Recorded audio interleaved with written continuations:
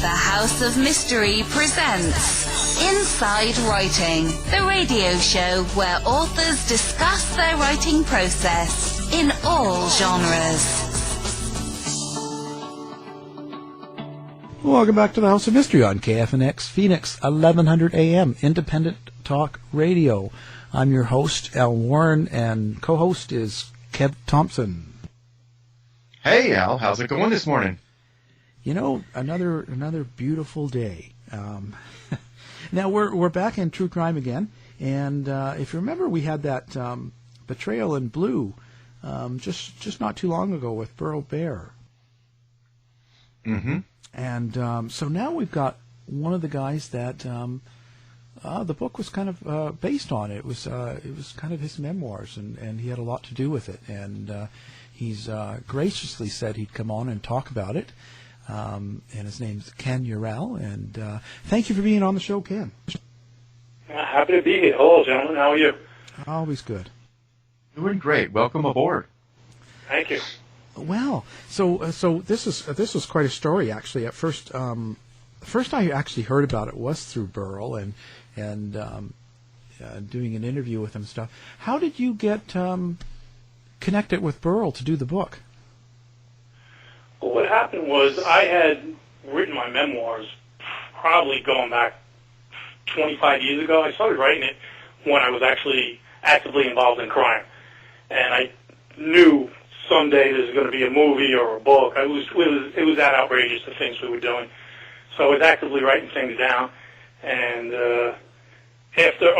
we actually got arrested probably 6 or 7 years into it, and I shelved my memoir, and probably when the internet started hitting around 2002, 2003, I made a small little website. I put out the very short version of my memoir just to get like a historical record out there, as opposed to everything that was already in the press. On the internet for a number of years, I had relatively small amount of visitors to the site.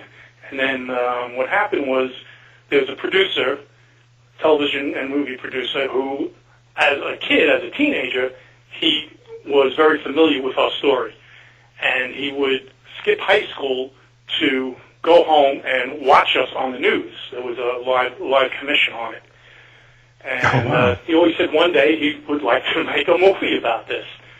And what happened, as years go by, he becomes big time. He gets in touch with a director and tells the director is Tiller Russell, to come look up our story. And he found my story on the internet, and he approached me, and then he approached a number of other guys in the story, and they made a documentary on us. And from there, I started pushing the book again, and I was writing true crime authors, and from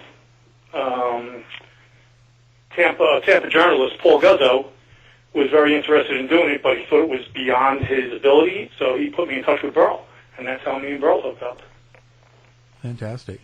Now, for the people that don't know much about the story, how did it start for you? Now, you were a 20-year-old police officer for NYPD, and how did you get connected with Mike Dowd? Well, I got hired at 20 years old, and for 6 years I went along being a regular cop, going out, making my arrests, and doing your police duties. And eventually, I was without a partner, approximately early 1987, and Dowd had been on the no-good list, and they had shipped him out of the precinct to go to Coney Island for 6 months as a sort of like a punishment, if you were back in high school, they considered it a detention. Yeah. Back in the police department, it was considered a dumping ground. The commanding officer would try to get rid of their bad apples for 6 months, to get them beyond their ability to take care of them. And when he came back, I happened to have an open seat in my car, and they kept putting him in the car with me. And little by little, he kept, testing me to see how much I would cross the thin blue line that separates cops and criminals. And eventually, he stuck some money in my hand, and I came to a crossroads. As a honest police officer, it's a very tough road to cross, because growing up, you hear about all these stories I heard about, Prince of the City and Serpico and all that, and if you go to the higher-ups in internal affairs about your fellow officer, it doesn't end up well for you. I mean, Serpico, they ended up letting him get shot. So what happened was I accepted the money, and it grows from there. I didn't want to cut my own department by not taking it. Yeah. I was going to say, when you said he was put on the no-good list, so was he known for doing that kind of thing beforehand? He had a very bad reputation for corruption, and a number of complaints against him, and Internal Affairs was looking at him already. And their way of doing it, because there was a previous scandal a year earlier in another precinct, so the department, the higher-ups, they didn't want another scandal. So what they did was they sent him away for 6 months to another precinct, hoping that he would, have a light bulb over his head, okay, this is time to stop. But he saw it as an opportunity that they didn't want to, have another scandal, and he gambled, and he kept doing it. And unfortunately, I got dragged into it. Well, Ken, I have maybe a double aspect question here. First of all, how did you feel being saddled with this man who had this type of reputation? And secondly, when he put that money in your hand for that infinitesimal moment in time, what went through your mind?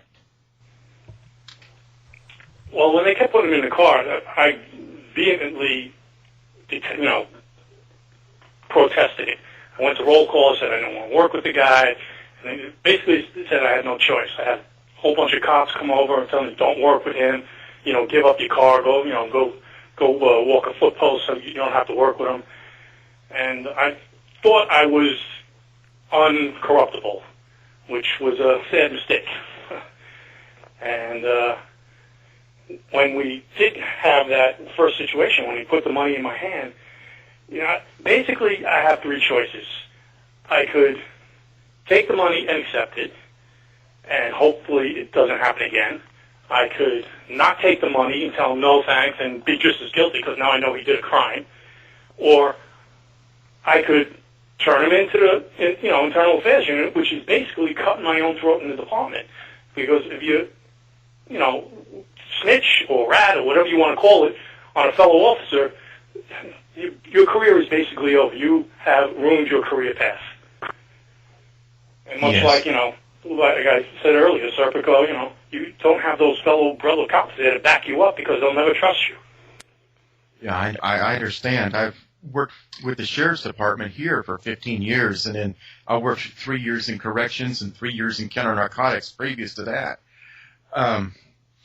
But we're always on guard working with inmates. We're always on guard for this type of game, but I will be damned if we don't have officers that fall for the same thing. When you took that money that first time, did it ever cross your mind that maybe now he's got me? If I ever refuse a future request, he's going to point back to this and maybe he'll turn the tables on me. What happened was I really didn't understand the depth of corruption that this was going to lead to. Because he started out with a small step. It was only $100 that he had passed to me. What happened is he grabbed $800 from the scene, and I didn't even notice it. And then in the car while we drove away, he gave me $100 and said, here, this is for you. So he takes these little steps, and what my thought was, all right, I'm going to take it. I'm not going to say nothing. I put it up in my locker. It sat in my locker for a couple of months, and I thought I could return to being a normal cop. Once I take the money and I cross the line, there's no returning, because now he was more brazen to show me more things and be more corrupt in front of me. Yes, because he had kind of bought your trust. Exactly. He gained my trust, and that was it. I don't want to say I was trapped, because I had a choice. I could have turned him in and cut my own throat, but that's not what I did. I'm a young 26-year-old kid with a wife and a young baby, and I didn't want to ruin my career. My goal at that point was not ruining my career. But unfortunately, it happened anyway. and in a worse way. So anyone out there that goes through the situation again, turn the cop in. Turn the guy in. Turn your brother officer in. I understand. Before we proceed any further with this interview, let me explain my approach. I've been in your shoes previously, and now as the lieutenant in the sheriff's department, I am very sympathetic with where you're coming from, because I understand how it feels. Anytime after, let's say you turn this officer in, anytime after that, you wonder if you're in a dangerous situation, are my fellow officers going to have my back, or are they going to set me up for failure or even death? That's exactly right. That's the exact thought that went through my head. And now, 30-something years later, after having all this time to reflect on it, what I wish I would have done was go to an outside agency. I could have went to,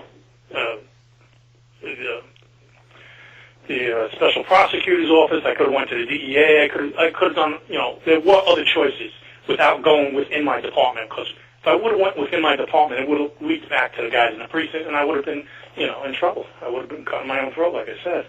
Exactly, because it is law enforcement as a whole, even in the judicial side of it, it is a small community. So it's always in the back of your mind, if I go, let's say, to the DA's office, they're going to talk to who? My chain of command, and eventually it's going to get back down to the ground level. Now you took this money. What happened after that? How much more brazen did this get? From there on, he just opened his game wide up. He started telling me about all his past criminal acts with his previous partners and the things they did. And I mean, I'm not talking $100,000 anymore. I'm talking, $20,000, $30,000 grabbing from the scene, grabbing a kilo of cocaine from the scene. Now, I'm in deep, because he starts playing on the greed factor. Here you are, a young officer making $700 biweekly, and he's talking about walking away from a scene with $50,000. That's twice your paycheck in one day, twice your year in one day. Shoot, that's how much I make a year right now. Exactly, and we're talking, back in 1987. So, it becomes a greed factor jumps in there, and you're no longer, you're still doing police work, but now your main priority, our main priority was going out and finding money. Finding those bad guys that had their stash, and instead of arresting them and turning in all the proceeds to the precinct and vouchering them, you let them go, and you keep everything. You keep the drugs and cash. And they're happy because they're not getting arrested. If they get arrested, they lose their drugs and cash anyway. The criminal. So it was almost, if pardon my language, if this sounds a little bit too abrupt, but it was almost an extortion. Yeah, I mean, I guess you could say it's an extortion.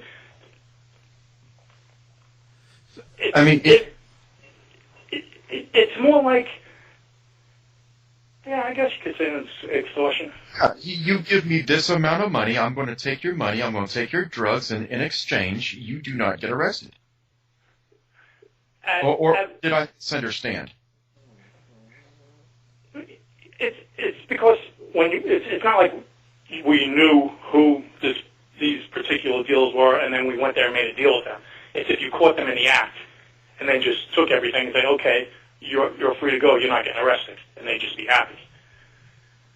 It's not like we went to them and made a deal. Later on, we hooked up with a major drug organization, and we basically became muscle to them, and there was a business arrangement.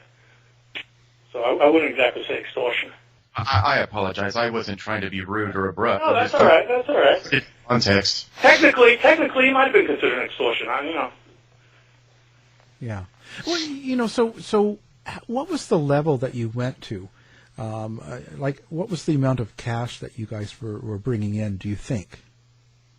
When we went and made an arrangement with a major drug organization, it was the Diaz organization, who was moving multi-million dollars worth of cocaine every week. We were on his payroll for $8,000 a week cash. Wow. So Which is how quite a hefty increase over our $700 biweekly paycheck. Oh yeah. I mean, yeah. So how did that affect your lifestyle? Were you guys able to spend a lot of that money at that time, or did you try and hide it? I tried to be a lot more careful than my partner. I would spend my paycheck on all my utility bills and my mortgage and everything, and the cash I would keep for cash items. You go out and you buy new furniture, you take a vacation on cash. It was, basically in place of a credit card. And, but at that rate, there's so much cash it builds up also, so. Yeah. Were you worried about being caught in those times when you guys were kind of peaking, I guess we'll say? I was desperately worried about being caught. The more careful I was about hiding everything and not letting other cops know was the more brazen my partner became. He was more comfortable letting other officers know what we were doing. At one point, he went out and bought a brand new 1987 Corvette cash, and then I argued with him about not bringing it ever to the precinct. And the very next day, he brought it to the precinct, and not only that, he parked it in the lieutenant's spot. Wow. Nothing like getting attention, right? Exactly. I mean, everybody already had their suspicions, and here you are with a brand new Corvette in 1987, and you bring it to work and flaunt it in front of everybody, basically, and park it in a boss's spot. So, boss is like, are you kidding me or what?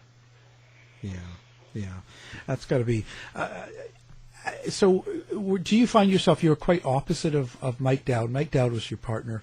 I saw him on the 7-5 because I watched that as well, and he seemed rather brazen about the whole thing, like almost bragging about it. Very, very animated, very magnetic personality, and I'm more reserved. We're very much opposites. I guess that's why we were able to get along so well together in the car. Right. You have two people the same, you seem to butt heads more. Yeah. You kind of have the best in each other. Exactly. Or the worst in each other. Yeah. How did this affect your daily life then? How with your wife and your baby and your family, were they aware of what was going on, or they just sort of maybe thought it was going on? My wife knew because I'm bringing all this money into the house. I let her know, but I didn't let her know the extent of what I was actually doing. I told her there's going to be some money coming in. We're doing things. To be honest, I don't remember exactly how I explained it to her. It was more like a don't ask, don't tell thing. There's going to be money coming in. Don't worry about it. I always told her, don't worry about it. Everything will be fine. I never wanted her to worry. And she was very much of, we don't need this money. I'll go live with you in a trailer. We don't need this big brand new house. I went out and I bought a brand new house. I had it custom built. So it's very hard. It was like living two different lives. Yeah. It's very much had to separate, almost three different lives. I had to separate being a cop, being a criminal, and being a family man. Yeah. Did the other cops you work with, did they sort of notice, were there a distance? Because I was saying, you got a new house custom built and stuff. Did you invite them over, and did they kind of know, wow, he's kind of living well? Yeah, guys definitely had suspicions, but at one point my wife's father had passed away and left us a very large inheritance, so I was able to play it off on that. Mm. So they didn't have as much suspicion about me as they did my partner, who also did the same. He went out, bought a brand new custom-built house, and where I sold my house and rolled money over, he kept his old houses. So he had 3 houses at one point, and a condo in Myrtle Beach. Wow. But also at this point, then the blue wall of silence comes into play, does it not? Absolutely, because no one is saying nothing. Not only are the fellow officers not saying nothing, but the bosses aren't saying nothing. So it's almost like, I don't want to say they encouraged us to do it, but they definitely, their silence is saying, okay, this is fine, go do what you're doing, just don't get caught. Yeah. Wow. Yeah. So now, did it ever change, or this is the time Giuliani was in, wasn't it? I think Giuliani came in a little after that. And so, do you think it was Yeah. Do you think he cleaned it up then? Did he stop this from happening? He definitely didn't stop it. I mean, he cleaned up the city in crime-wise, but he didn't clean up corruption in the department. That exists. It's always going to exist as long as there's drugs and big amounts of money. You're going to have officers that are going to be tempted. Right. Hopefully, body cams and cameras on the police vehicles will cut that temptation down and make an officer think twice. But there's always going to be a point where you're going to walk in. There's going to be a cop walking into a room with $100,000 in cash or more, and a whole table full of drugs, and they're going to be tempted. Mm. Now, did you use any of the cocaine? I tried it at one point. It was because we got to the point where we became cocaine dealers ourselves, and I had given some cocaine to a friend who was going into the Marines. It was a sort of a going away gift, and I tried it with him, and it really did nothing for me. And that was it. I tried it one time. I basically lived a healthy lifestyle that way, and it was opposite of how I lived. It was very much a business to me as opposed to drug use. Yeah, it can be exhausting living in both worlds like that. Absolutely. So, I do my police job and criminal activities while I'm working, then I come home and I'd be home for an hour or two, and I'd have to run out doing cocaine deals. Because fortunately, during my short-lived narcotics career, I was simply a driver. Right. I was the guy that drove it from point A to point B. Drugs and going in one direction, guns and money in the other. Mm-hmm. And so I managed to get away with not using the drugs. My cover story was, listen, I've got $50,000 worth of your drugs in this car, and you want me to drive high? Okay, that's on you if you want to lose it. Exactly. Yeah. That works. They don't want to lose their product. So how did it all fall apart then? Like where did it break down? What happened? Like I said, we eventually became cocaine dealers ourselves. We grabbed the cocaine in Brooklyn. We go out to Long Island where we both lived, and he went his way, my partner went his way, I went my way, and we sold cocaine on our own. We purchased the cocaine together, and then we went our own ways and sold on our own. And I myself had a number of dealers working for me, and one of my dealers sold to an undercover cop, and that was it. Once you settle it, it starts going off the tree. They put a tap on his phone, and they started getting all his customers, and eventually I got snared in the trap. And then they take my phone. From my phone, they got my partner. They got my partner's new partner, who is now in a multitude of crimes with him. So it's a big spider web. So what eventually happened then? So what happened to you, legal wise? What happened is we get arrested. There was approximately 50 people arrested. There were 7 police officers and like 43 civilians, something like that. Holy smokes. They raided my house. They took all my cars. They took my cash. They took all that. In Suffolk County lockup for about 2 months, make bail.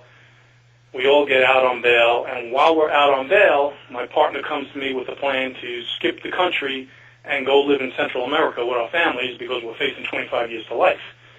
And I'm like, you're out of your mind. We're not doing that.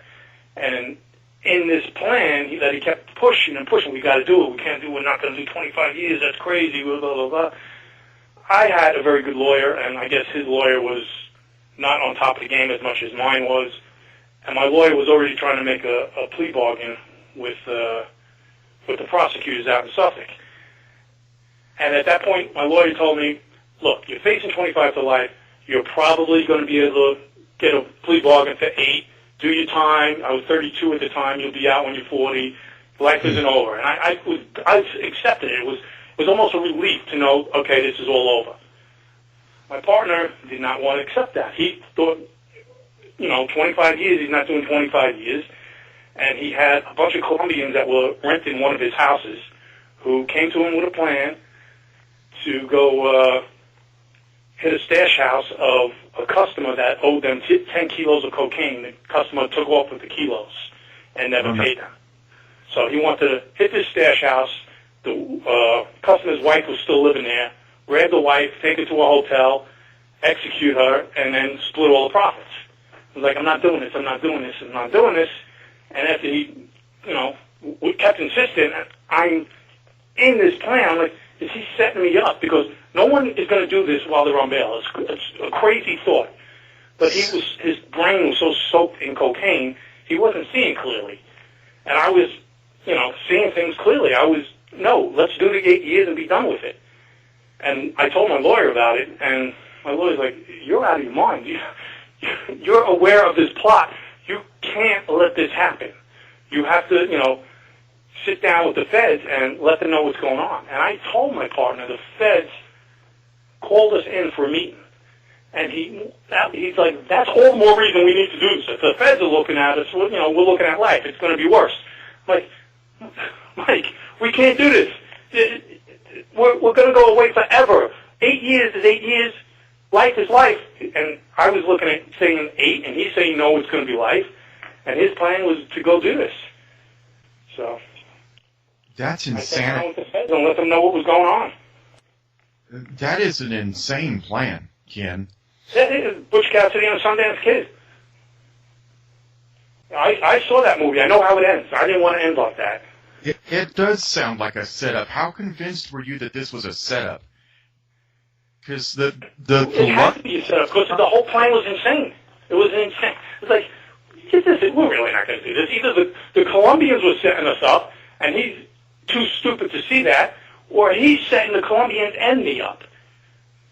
It couldn't be a real plot, but yet it was a real plot. The feds and the DEA sent me back out wearing back in 1992. There was no micro recorders. I got a big tape recorder strapped to my leg. And they sent me back out on the streets to uncover this plot, and I got them all on tape. The 3 Colombians and my partner.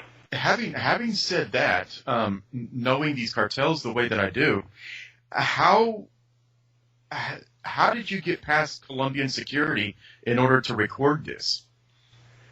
They didn't even check me. Other than a shake of the hand, our first meeting was at my partner's house.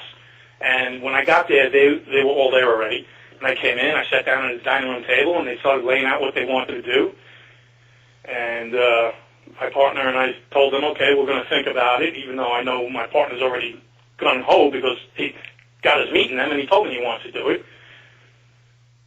So the Colombians left, and then my partner and I talked about it. I still tried to talk him out of it. He's still gung-ho. I went back, turned in that tape. They sent me back out with new tapes. In another couple of days, we all got together again. We went to this house where it was supposed to be, and it was basically a dry run of what we were going to do. And everything was a go. And as we left that house, it was like 2 in the morning. They go, okay, we're doing it in the morning. So at 2 in the morning, I have to call up the DEA to let them know that this plan is going to go down in the morning. And in the middle of the night, they had to go to this woman's house, extract her from the house, tell her her life is in danger. It was living a movie. My life was living a movie. It was crazy. Well, it does. It sounds like a perfect movie plot. Maybe there's a future in it. Now, oftentimes in these type of situations, speaking from a supervisor in law enforcement, we forget the true victims. How did you protect your family during this trial or during this episode? To be honest, there really was no protection. I mean, it's not like they did anything for me. At the end of that day, the next morning when we went back for this actual hit, they were going to take my wife and myself and my kids to a hotel when they swooped down and arrested everybody. But the plan, unfortunately, didn't go down exactly as it was supposed to, as people will find out in the book, Betrayal in Blue. And it got crazier from that point on. Well, what measures did you take to protect your family? I mean, you're dealing with now corrupt police, and who knows how deep this corruption went. You're dealing with Colombian cartels, and we all know that they don't play, and they take no prisoners. Exactly. That was my point exactly to my partner. Is like, if we go ahead with this kidnapping plan and execution, they don't leave witnesses. Colombians don't leave witnesses. They're not only just going to kill this woman, they're going to kill me and him. But he wouldn't see that. He just didn't see that. Did he have a family to be concerned with, or was he playing so? He was married. Our wives were best friends. Our kids were best friends. We had sons at the same time. And he just was, full steam ahead. No caution whatsoever. So at this point, at what point did your agency discover that you had come clean? When I went back in for the second meeting with the United States Attorney's Office, Southern District, that's when I came clean to them about everything that was going on, and I didn't tell my partner at that second meeting that I came clean. And Internal Affairs and the DEA was also at the meeting, so that's when they found out. So how did that affect your relationships with other police and friends that you had in the force at that point? I was isolated. I'd never seen no one again. That was it. That was it. I'd never seen no one again. I was basically involved. Well, after our arrest, I was isolated anyway. So even if I didn't cooperate, you froze out. No one's ever talking to you again. Now, since then, have you had an opportunity to see any of them or your ex-partner, and how did that go if you did? Regular, cops from my past, they see me now, there's no problem. I talk to them, they talk to me on the internet, and, they wish me the best with the book and the movie deal and all that stuff. And cops that I've been meeting around the country from interviews and going to different events, it's like a 50-50 thing. It's a love-hate thing. 50% of them are like, wow, that's crazy, that was great, I wish I was there, I wish I could have been doing the same thing. And the other 50% are like, you're a low-life criminal. They don't want to know nothing. Did you ever worry about retribution of some sort?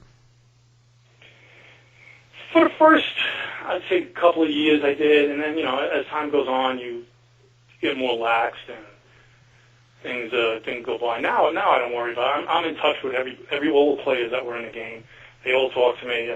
The one main boss from the drug organization, Diaz, I text with him all the time. He's in the Dominican Republic. He got deported. Wow. So it's all, and it's good now with your family? Everything is fine? Like it never tore you guys apart or caused any problems? Everything's good with my family. The only one I have, it's not exactly a problem. My ex-partner is a little bit bitter, which I guess is understandable because he feels I turned on him. But other than that, everyone else that was involved, and like I said, it was 7 cops arrested at the time. Everything's good with everybody. Wow, quite a story. So where do you expect to go now? Like, what's next for you? Well, I got the book that just came out December 6th, so right. we're doing pushing that as much as we can, because that basically tells the full details of the story that the documentary didn't tell. And once that's done, I also did a contract with Sony, and Sony is going to do a Hollywood adaptation. Is that the word? Of the documentary. Wow. Their own version. Yeah. Well, who's going to play you? They have not cast yet, so I don't know. I've been in rumors have been told me that Chris Pratt, Scott Eastwood, so it's got to be somebody in their late 20s, early 30s. So I'm 56 now, so. So are you going to do all your own stunts? Yeah. Well, that's certainly an amazing. What a life. Now, when you look back at it, what would you have done differently? I guess there's a lot of things probably, but yeah, like I said, I would definitely just gone to an outside agency the second he gave me that money. Yeah. That way it stays outside of internal affairs, whether, the district attorney's office or the, DEA at some point where it got to crazy money and crazy drugs. I mean, if I went to them with that first story of $100, they would have left me out of the office probably. Yeah. So, you did this whole memoir and the book and everything else. What was your motivation behind it? It was basically just getting down a chronological, historical event of my life, because I knew my life was so crazy and so out of control. And as I was doing it, I was basically outside my body as I was doing it. I was seeing myself do these things, and, like I was watching a movie. So I was writing them down. The funny part is, not funny, but I had this memoir. I probably had about 100 pages at the time when Suffolk County raided my house for the drug ring, and they came across it not realizing what it was, and they just tossed it aside and blooded all over the floor. It was basically a written confession of all my crimes, and they had no idea what they found. They're in there looking for drugs and cash. Yeah, yeah. So what would you tell new cops in the business now, or new people in NYPD, and if they get themselves into this situation? I guess it sounds corny, but what would your thing to say to them would be? My advice is, again, it's still going to be a tough situation regardless of what I say, because I've been through it, and they're going to say, yeah, well, you didn't do that, so it's going to be hard to listen to what I said. You have to go to some safe place, and I wouldn't suggest the internal affairs, because, again, that's within the department, and you never know who's going to leak something back. You got to go to even if you go to a reporter and, let him know what's going on and document everything, and whatever money you're being given to by your partner or other cops on the job, put it in. You contact a lawyer, put it in an escrow so that you're not spending it, and you're more or less just documenting everything that happens, and hopefully it doesn't become a criminal act.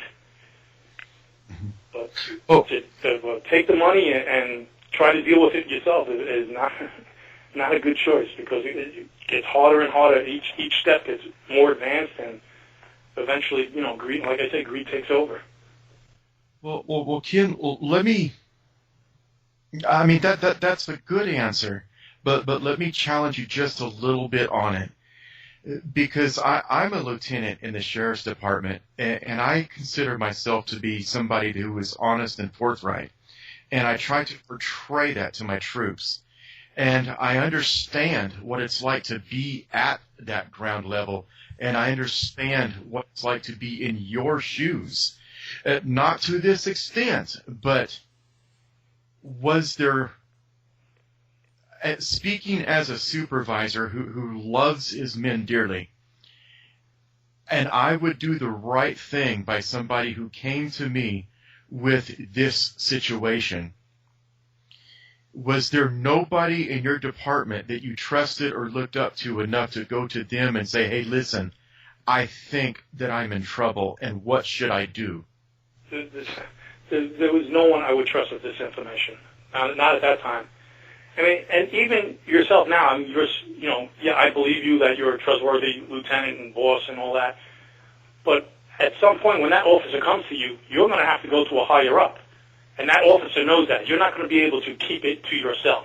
At some point, you're going to have to tell someone else what's going on so the situation can be handled. So as much as he trusts you, he may not trust the person that you have to talk to. Mm-hmm. You're absolutely right, and that's the horrible truth.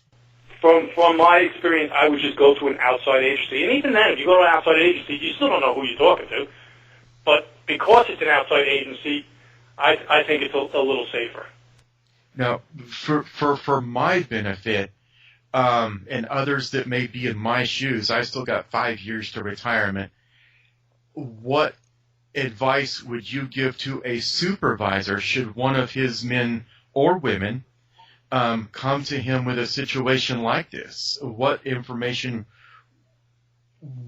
advice would you give them? Would you still advise them to go outside? You're a step ahead already. If the officer's coming to you, he trusts you enough to trust whatever your decision is.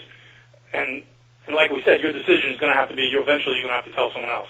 You're going to be able to take in this information. You're not going to be able to advise him what to do when he goes back out in the street because, God forbid, something goes wrong and the guy gets killed.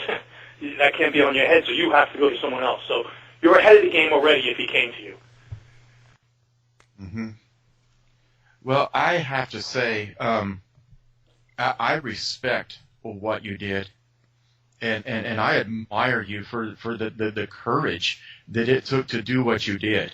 I appreciate that. Not everyone sees it like that. Well, at some point, Ken, we have to restore faith in the justice system.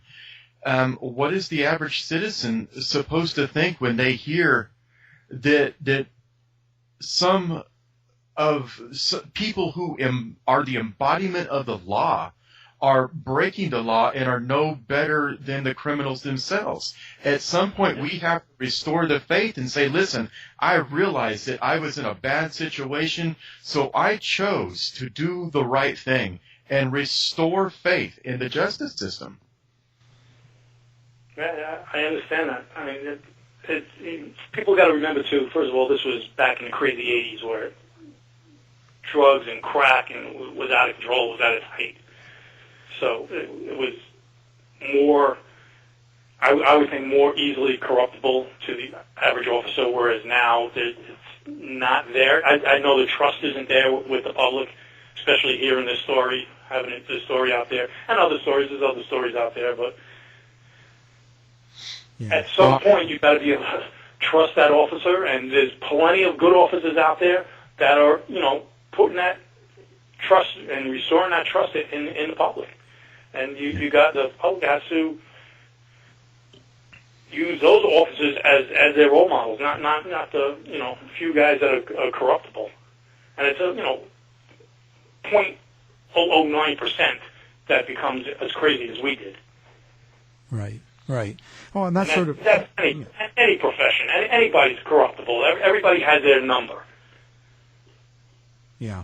In my opinion. And that's sort of why we want to talk to you, and that's why we do the interviews. We're trying to get the information out there and restore things with the community and their policing, because we've got to be on the same side here, Absolutely. Everyone's got to work together. Yeah, that's the only way we get through things. Well, it's just amazing. We really appreciate you taking all this time. Our guest has been Ken Urell, and he's the source, and his memoirs are the source of the book Betrayal in Blue, and it's an amazing book, and it can be found, of course, on our website. It's linked up, as well as, of course, Amazon and all good bookstores. Thanks again for talking with us, Ken. I appreciate you guys having me on. And if anyone wants updates on the Hollywood movie or book promotions and giveaways, you can follow me on Twitter at Ken Urell, KenEurell. Fantastic. We'll put that on our website as well. This episode. To find out more about our show, guests, or to listen to past shows from our archive, please go to www.houseofmysteryradio.com. Show's over for now.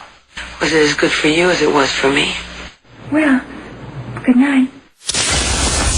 This has been a production of Something Weird Media.